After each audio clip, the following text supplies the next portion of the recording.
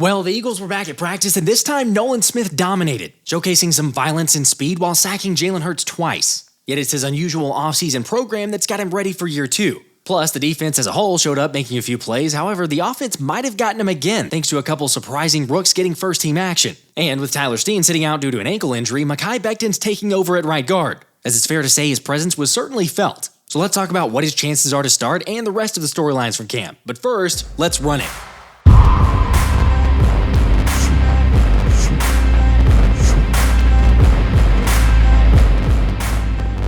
What's up, guys? I hope y'all had a fantastic weekend, but let's start with the Eagles apparently soft retiring Nick Foles' number 9, after getting some additional info into why Josh Sweat swapped his number to number 19. What made you pick 19?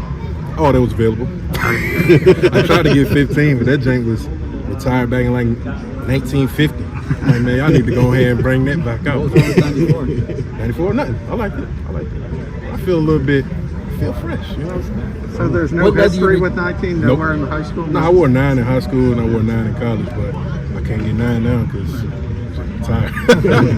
What made you redo your... I have no problem with that, because the Philly special legend is no doubt an icon, especially having the gall to pull off one of the gutsiest plays in NFL history against one of the best defensive minds of all time. Now sure, I get it that some people don't even have him in the top 5 Eagles quarterbacks of all time, yet there's only one guy who brought a Super Bowl to Philly. So yeah, to me, it feels like the obvious move. However, one NFL change that was recently announced and was met with quite a bit of backlash was that the NFL will now require all head coaches to do in-game interviews with sideline reporters, as if we really expect them to give us anything of value. I'm here so I won't get fined. I'm here so I won't get fined. I'm just here so I won't get fined. For real, it's bad enough in post-game press conferences already, so now you want the coaches to put a face on? I'm sorry, but there's no way this isn't just coaches trying to speed through this as quickly as possible. Granted, it's not like we haven't already seen that in the NBA. Your thoughts on the third quarter? We're behind. Yeah, just go ahead and brace yourself for some really tough interviews. Although, on the topic of interviews, new wide receiver Parris Campbell shared what it is about the Eagles organization that's different than any other squad he's experienced. Talking about that chip that the team and the organization has, but we walked into it. OTAs and the offseason program, I was like, yo, we kind of, we grinding, what's going on? Usually, the offseason program kind of chill, relax, let guys, you know what I'm saying, get back into it. I'm like, yo, was y'all doing this last year? And nah, bro, we finished 1-7, so you know what I'm saying, it ain't sweet. We're trying to, you know what I'm saying, get guys back going, and you can definitely see, the chip just from top to bottom. And that was kind of when I signed with them, talking to Howie Roseman, the GM, that was kind of what he was telling me. He was like, yo, we think you had that chip on your shoulder just from what happened with you. And he was like, I can tell you damn straight, we got that chip on our shoulder just because of how we finished. Mm-hmm. So it was just I'm walking into a team that's hungry and you getting a hungry player. So I'm excited, man. I'm excited for the new stars. How can't you love the chip on his shoulder? Which is definitely understandable that he's got something to prove. Since after all, through his first 3 seasons, Campbell only caught 34 passes for 360 yards and 2 touchdowns due to some injuries and disappointing slumps. Yet he's shown moments of potential like he did in 2022 when he caught 63 passes for 623 yards and 3 touchdowns. Except then, last season only put up 20 receptions in New York for 104 yards in 12 games, left the 26-year-old considering calling it quits. To be honest, when the season ended, I was in that rut, but when the season ended, it was just I had the opportunity was,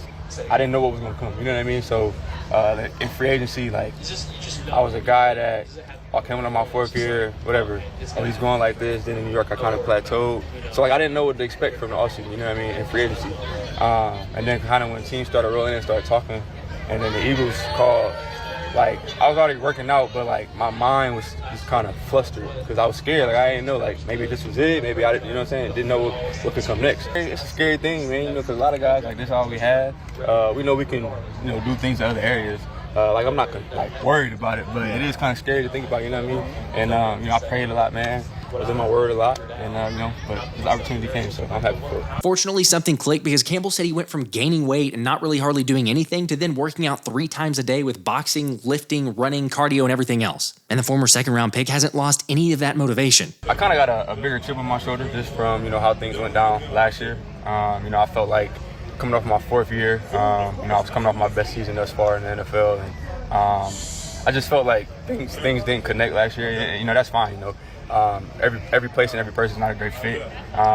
It was what it was at the end of the day. But I carry that chip. You know what I'm saying? I carry that chip on my shoulder. I work my tail off this offseason. I mean, it's the same as every offseason, but I had a little bit different motivation just from last year. It's really not a surprise thinking about all the types of guys that Philly signed. I mean, you think about Parris Campbell, Saquon, Devin White, C.J. Gardner-Johnson, Bryce, Huff, Mekhi Becton. The list goes on and on and on. But even though those guys already have chips on their shoulders, Nick Sirianni's making sure to push the squad a bit more than he has in the past. You can't play with relentless effort without being in great shape. You can't play with great detail without being in great shape.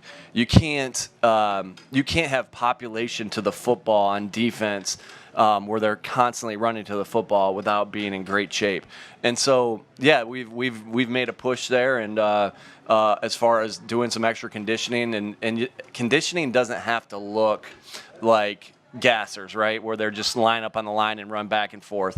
It can look different ways. I think it's good for us because we're getting plays while we're conditioning. We're getting work on our detail while we're conditioning. To be able to do what we want to do and play to our core values of detail and toughness, we have to be in great shape. I don't know about you, but I'm a big fan of the extra practices and this extra conditioning. Don't get me wrong, I think the squad is full of guys who take care of business, yet it never hurts to have a little extra push. Of course, sure, the downside to that is that sometimes it can lead to injuries, like right guard Tyler Steen, for example, who's been dealing with an ankle injury and will most likely miss at least a couple practices. Which is, okay, yeah, undoubtedly bad news for the second-year player, yet the chatter's been for weeks now, this only opens up the greater possibility for Mekhi Becton to steal the job. Something Philly isn't entirely opposed to. He's going to get some work in there today. I'm looking forward to that. He's had a good Mekhi's had a good camp so far, and looking forward to get him some work that next to Lane, and continue to work forward with that. So as bummed as we are that Steen's going to be out for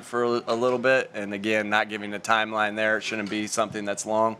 Give other people opportunities to work, and Mekhi will be one of those guys. How much of a setback is it for Tyler, new position as a starter, to miss any time this time of year? Obviously, anytime you miss time, it's going to be a setback. I'm not going to sit here and say that it's not. But, that's football, right? You're going to have that with a lot of guys. So what's important is, they can't control that now, right?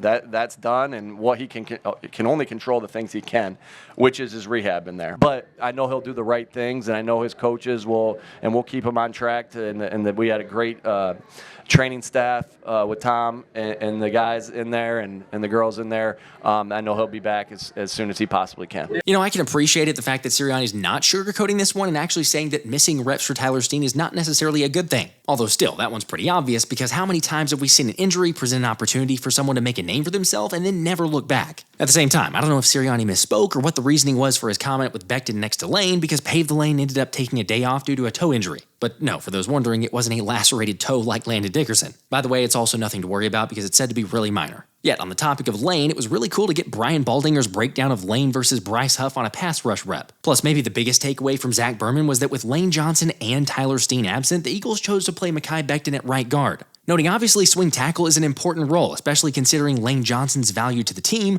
but it speaks to how serious Jeff Stoutland is about evaluating Becton at guard. Again, that's notable because it was surprisingly Darrian Kennard who filled in for Tyler Steen at right guard last practice after he got injured. And come on, how can you not get a little excited seeing the mountain lined up inside? Ain't nobody want to see that guy coming at him full speed, especially if he is, in fact, the best run blocker on the team, like Baldy said a few weeks ago. It feels obvious saying this because the dude is 6'8", 370, but he's clearly standing out. Just like the Eagles' new defensive tackle, number 90. Wait, no, your eyes are not playing tricks on you. That's actually Jordan Davis. It's just that he decided to cut the locks and go with a new, fresh look.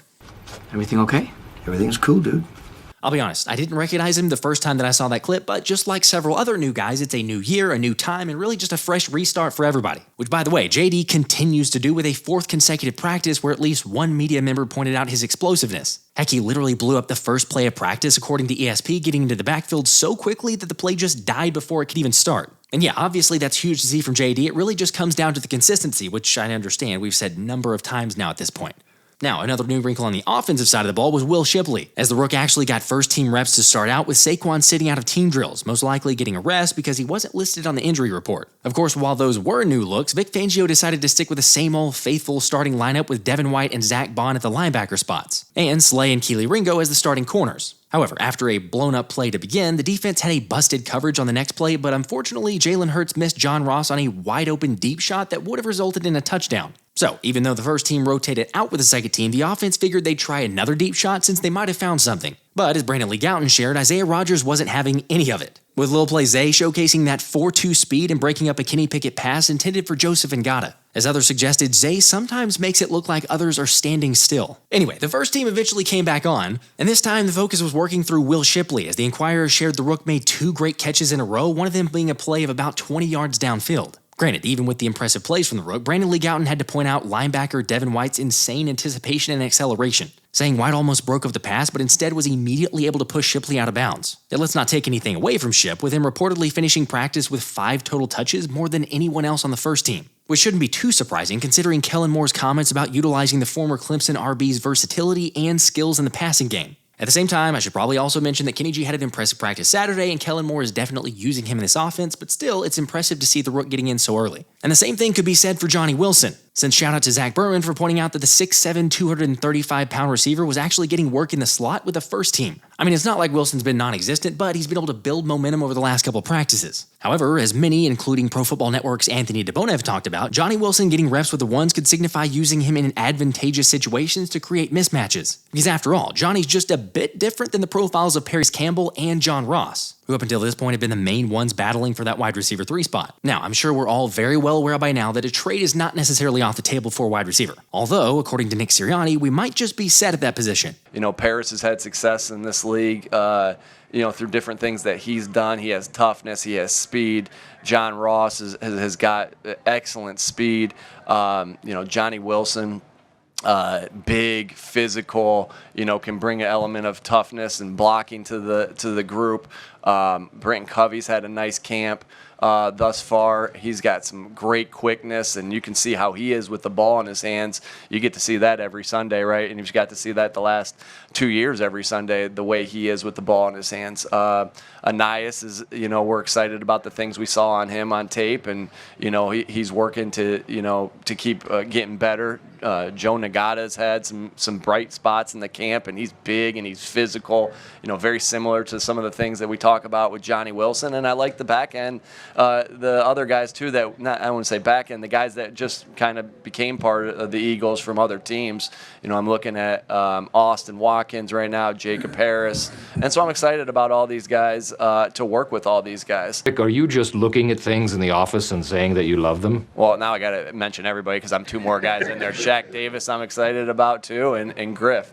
And so, again, it's a good group. One of the best groups I've had, 1 through 13 in my time in the NFL, and they all bring something different, and I'll be excited to see how that plays out as we go through the rest of camp. What else do you expect from Sirianni? And in all seriousness, I can appreciate optimism, and while I'm curious to see how the wide receiver competition pans out, there's no denying Devonta Smith's having himself an insane camp. As Jeff Kerr shared, Jalen Hurts threw a 45-yard dime to Smitty down the left sideline with Avonte Maddox in coverage. However, there were differing opinions on whether or not it should have been counted, since Milton Williams may have gotten there for a sack, even though they did let the play continue to go. Also, love the fact that Slim Reaper's being moved all over the field, as multiple reporters shared that he's been consistently used in the slot, something Avonte Maddox has definitely been noticing. I noticed they're moving the guys around a lot, and I'm seeing different faces around, getting a lot more of Smitty. That's been fun, and he's been having a terrific camp so far. And Jalen's been throwing the ball very well so far, and I'm just excited to see what the offense could do this year with all those dynamic players they got over there, and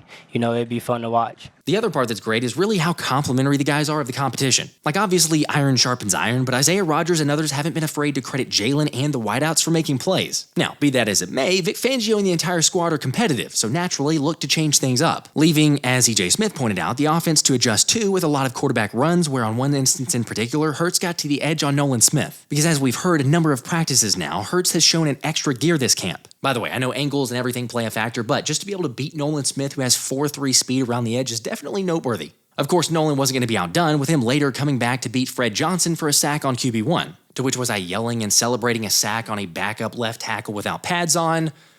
Maybe. Sorry, I'm not backing off the confidence I have for Nolan, even though, like I said, it was against the other Johnson in Fred Johnson. No offense, Fred. Also, for the record, according to just about every media member present, Nolan had the best day at camp, with Andrew DeCecco saying he looked explosive off the snap by coming up with a sack on an inside move, and then changing it up with an outside move to get back to the quarterback again. So yeah, for those of you asking why hasn't Nolan done anything yet or been called out, there you go. But he's also had some impressive days already. I'll single out a couple of the defensive ends where I've really seen that toughness really show up. That physical toughness, that relentless effort, Patrick Johnson, Nolan Smith, Jalyx Hunt.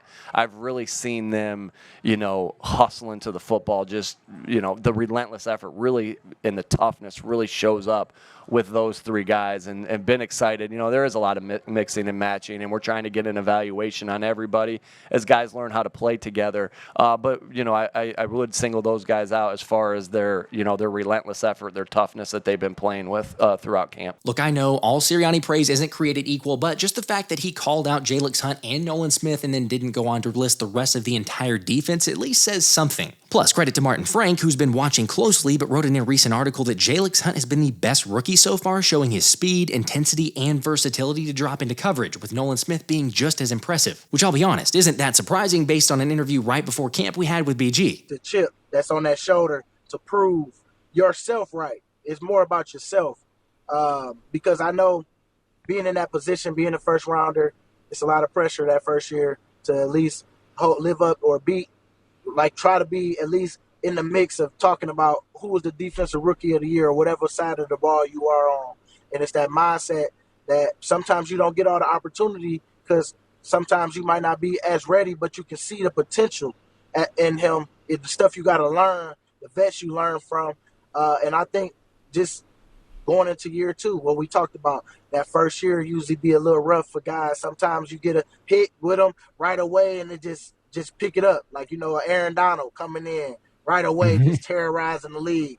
But I know for Nolan, he always showed that burst and it was fast. And, it was just more about just building his confidence. They didn't want to, we had guys. We had Hassan. We had Sweaty. We had myself and at the time Derek Barnett. Before he got traded out. And then, Nolan, I just think that he just got a real good shot this year going into year two because now everybody's looking at you. And I think he's done a great job just keeping his edge because even when he hurt his shoulder, had to get he dealt with that during the year too. He dealt with injuries that nobody knew about, that he was hustling and making sure that he was pushing through at that time. And Nolan, for sure, coming into this year after surgery, when it was time for him to go, OTAs, boy, he was going. And I can't wait to see him with the pads because I know just seeing from his burst, he already looking good. I just can't wait to see him all put together and start making plays and then getting that sour taste out of his mouth of what people been saying or the question marks that people have. Now and it's because he's putting the work in. So I'm expecting a big one from him too. By the way, it turns out that some of that training and work Nolan was putting in was working out with Aaron Rodgers. As the Philly dog said, he enjoyed training at the same facility in LA specifically because he didn't fit in and it was isolating for him. And also, he admitted that he took time to pick Aaron Rodgers' brain as well. Yes, that no doubt leaves room for jokes here, yet the facts are that he added 7 to 8 pounds of muscle this offseason, cleaned up the shoulder with surgery, gained more explosiveness, and has even been doing quite a bit of jiu-jitsu and Muay Thai, which he admitted is one of the reasons he's so much more comfortable this season. I'm more comfortable in the scheme, the scheme that we play. Coach Wash is just still on me every day. We just stacking to get better. We stacking days at this point. We put them things on tomorrow, and I'm excited. I can't wait. That really helped my game. Speed, the power. I'm working speed right now, so the power element is part of that. Just in case you're still doubting, or I don't know, maybe you're confident you just want to see for yourself, I'm going to be giving away tickets to the Eagles Open Practice, which is this Thursday during this Tuesday night's live stream. Just do me a favor and hit that like button, and as always, make sure you're subscribed with the notification turned on so you don't miss it. And yes, for those wondering, I'm also still going to be doing the giveaway for a military member to any regular season game of your choice, as well as potentially a jersey, or I don't know, maybe another game, depending on how that last video does. Anyway, getting back to practice, despite the fact that the offense has won most of the days of practice, the defensive line has actually gotten the better of the O-line most days, which kind of kept up again. But the secondary upped their game too, with Reed Blankenship recording a tackle for loss on a quarterback run thanks to reading the play perfectly and quickly getting into the backfield. Meanwhile, it was James Bradberry who may have made the play of the day on the defensive side, as Bleeding Green Nation shared during a Kenny Pickett pass that JB dove to break up what could have been a score. And apparently Bradberry's been doing a fairly solid job in coverage. Of course, I think for all of us, the biggest unknown and concern really is, can he tackle? Now, obviously, we're not going to get full-blown tackling, even though the pads do officially come on tomorrow, Tuesday. But it will be exciting to see that intensity get turned up just a bit. I'm glad that we're getting past tomorrow because, this t-shirt and shorts is cute. But, we play football and pass, and we getting past tomorrow. So I feel like the intensity, and I told the linebacker group this: we need to be the ones that set the precedents, basically, with the violent. And the violence that's going to come tomorrow when we first day in pass. I'm totally on board with Nakobe's mindset, and just for the record, because I've seen a few comments, he's been very clearly still behind Zack Baun when it comes to getting first-team reps. However, there's another incumbent on the offense in Cam Jurgens who's impressed by his handling of the offense, athleticism, and command of communication. And look, obviously he's not Kelsey, but Landon Dickerson doesn't believe he needs to be. Cam's creating his own path right now. Really smart guy, physical guy, strong guy. Moves well. He's handling this transition from going from playing guard and a little bit of center last year to playing center right now. Communication's been good, and you kind of run into you never know what happens when guys get hurt. Right, you're rotating guys in. We got Mekhi coming in and guys stepping in at different tackles, changing up the groups, and just the way he's been able to handle the communication and. It's different guys get out there. You never know what's going to happen. So I think he's done a tremendous job so far of just, clear communication to everybody, setting the standard of how things are supposed to be done in the huddle when we get to the ball. And, handling it overall great. Completely agree, and I've said it before, Beef Jerky's probably going to have just an unfair criticism or at least comparison for basically his entire career because let's be honest, you had probably the best center of all time in NFL history that you're having to replace. Yet we're going to be more than okay with him and Jeff Stoutland working with the squad. Also, just FYI for those wondering, but Landon did officially confirm his toe laceration wasn't due to the slip and slide party. So I stepped on something in the yard. It was not on the slip and slide. I'd like to clarify that. So I heard that was a rumor going around. It was not on the slip and slide.